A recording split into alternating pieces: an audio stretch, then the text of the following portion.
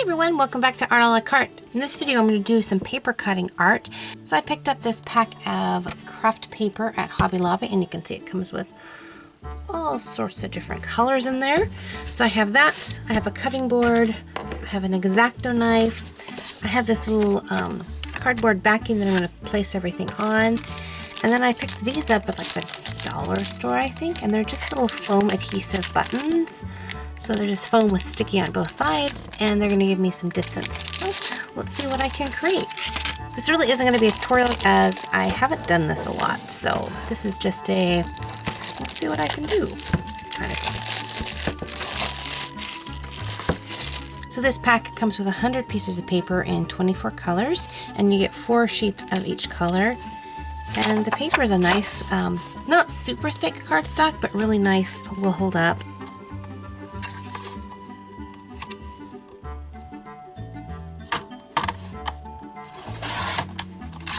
So the first thing I did was cut down this chipboard to a 5x5 square. I think that will look better. So I have an idea in my head already of what I want.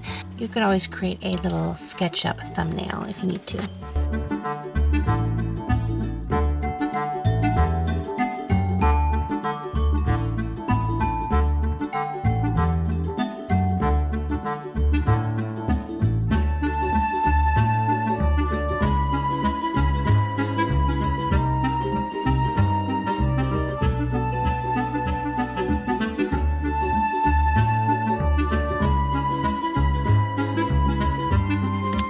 Working with paper cutting, you always want to start from the very back and work yourself forward. So this is my background.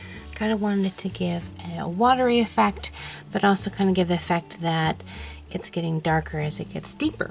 So I want to create some dark rocks in the background, but this is my darkest gray that I have. So what I'm going to do is cut out the shape and then take some distress inks and kind of darken it just a little bit.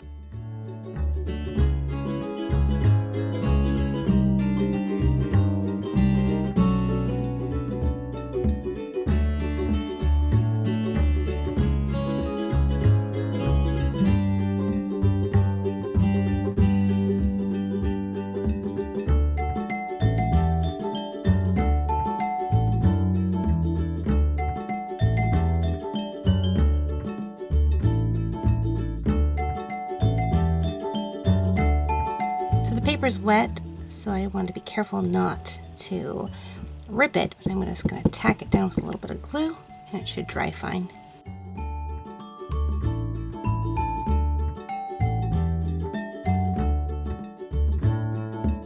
So far with my piece, I haven't put any dimension to it. That's all completely flat because this is my very farthest background. Now as I begin to add in pieces, I'm going to begin to pull up the layers so that there will be the look of depth to this. I'm going to take this same shade and cut out a few more rocks. The trick with this is to save every little scrap piece of paper because you never know when you're going to need it.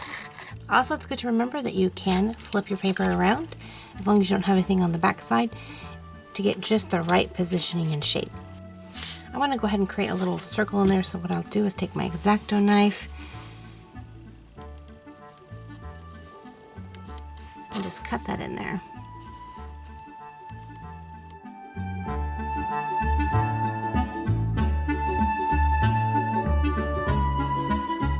Now I'll take some of my little adhesive buttons, pop the button out, peel the adhesive side off, and stick it right there, put one there, and one here, and one right up there.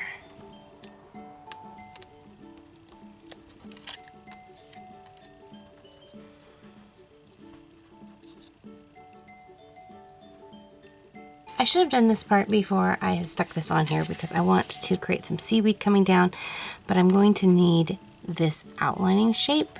So I'm just going to lay it on here. I'm just going to trace around here and get kind of a little bit of a shape there.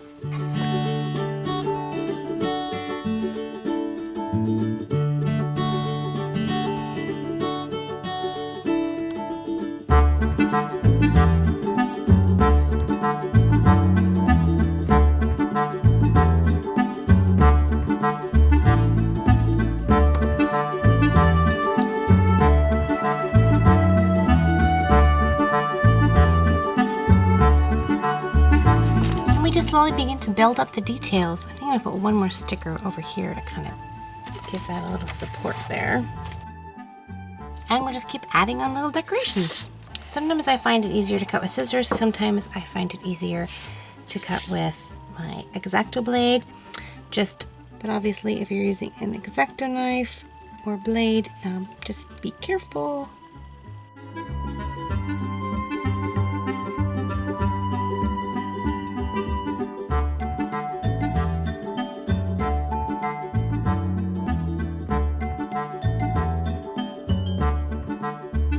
And remember, while the glue is still wet, you can move the pieces and adjust them. So that's why it's nice to use a good sticky tack glue.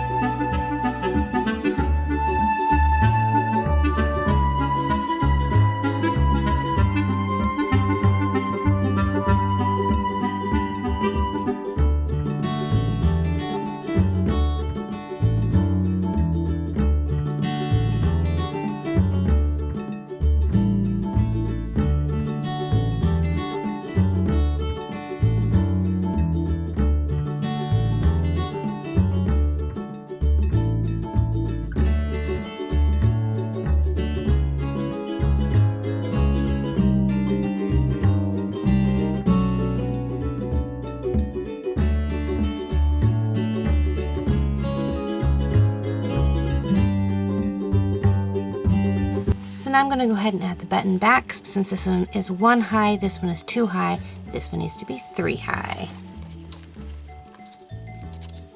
So I'm going to put one button here and one button here. If you don't have these little foam buttons, you can just fold up pieces of cardboard and glue them together, and they do the same exact thing. But believe me, these self-adhesive buttons are so much easier. And then I'm going to put one button here, but because it's already going to be on top of 2 buttons, I only need to put 1 button. So you can see there are 2 buttons here, so my 3rd button right there. So they kind of build on one another. Okay, so my scenery is complete. Now I get to add my main focal. Tons of ocean scenery.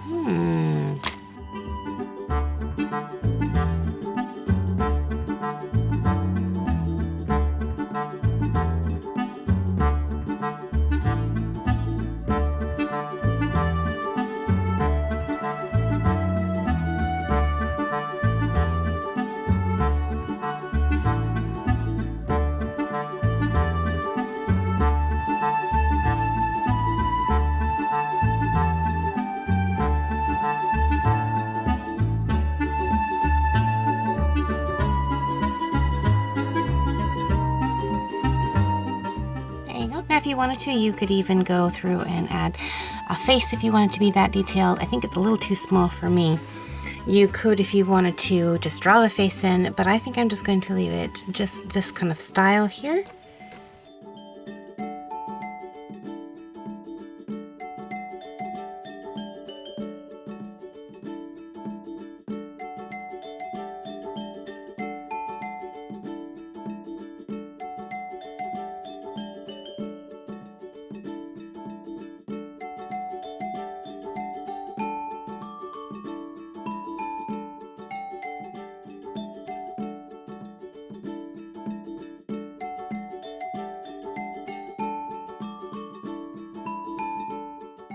So you can definitely get as detailed and crazy as you want with these. Probably if I did this again, I might make this a little bit larger, especially if I want to do some details like with the mermaid.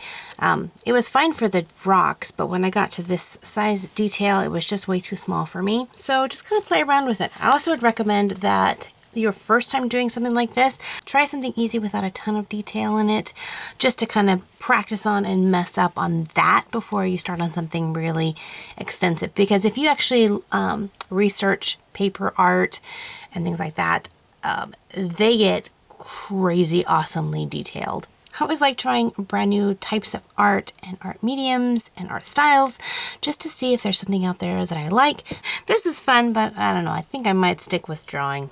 If you try one of these paper cutting art styles, make sure to take a picture and post it on Instagram so I can take a peek at it, or you can send it to me via my email. I would love to look at it and see what you have created.